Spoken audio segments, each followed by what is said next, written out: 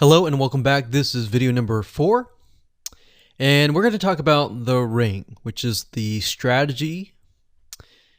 So in the previous video, we discussed why having different social media properties interlinked together can help Google see you as a brand who is sharing your content to your audience. In other words, these aren't just random backlinks, but links from big sites that are branded towards your company. And this is why this is super targeted and is much more powerful than a simple backlink. Make sense?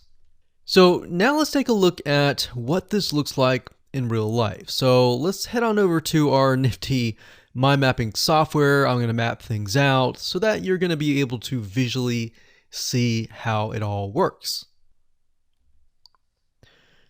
Okay, so to better understand how this works, we're going to map things out. Now, before we map things out, I want to start with some basics, and let's just pull this out here.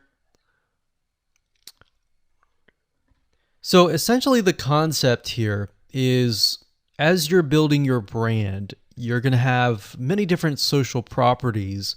And let's say, for example, this is the Facebook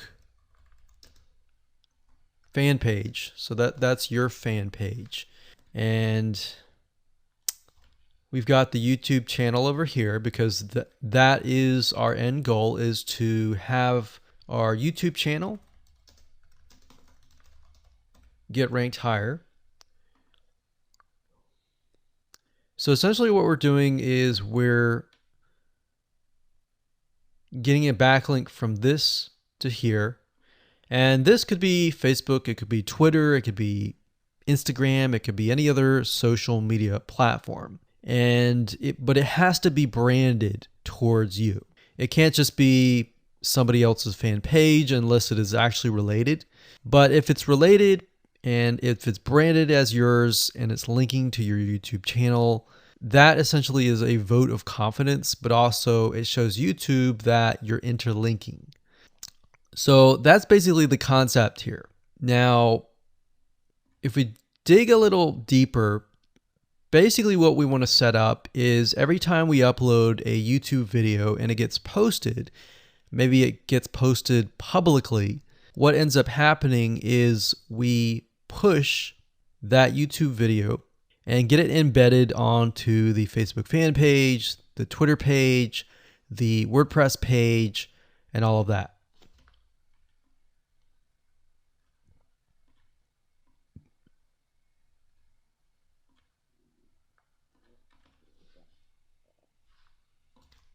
So we'll put Twitter.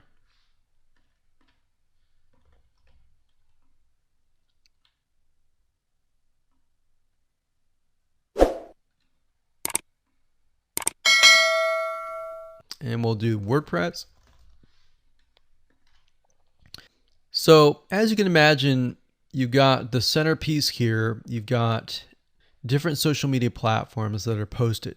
Now, there isn't necessarily a set rule where you have to post it to X amount of social media properties. It can be 5, it can be 10, it could be 20, it could be different social media platforms. But in order to execute this and get it correctly, you will need to make sure that the platform that we use to automate this process actually supports that specific social media platform. So essentially this is what works, and this is basically what it is. So obviously, in order to get this to work, you'll need to have a YouTube channel, you'll need to have the Facebook fan page, you'll need to have all these items in hand. So you'll need to have the username and password and all that. And we'll talk more about account creation later, but I just wanted to give you kind of a gist of what everything looks like and the visual map of it all.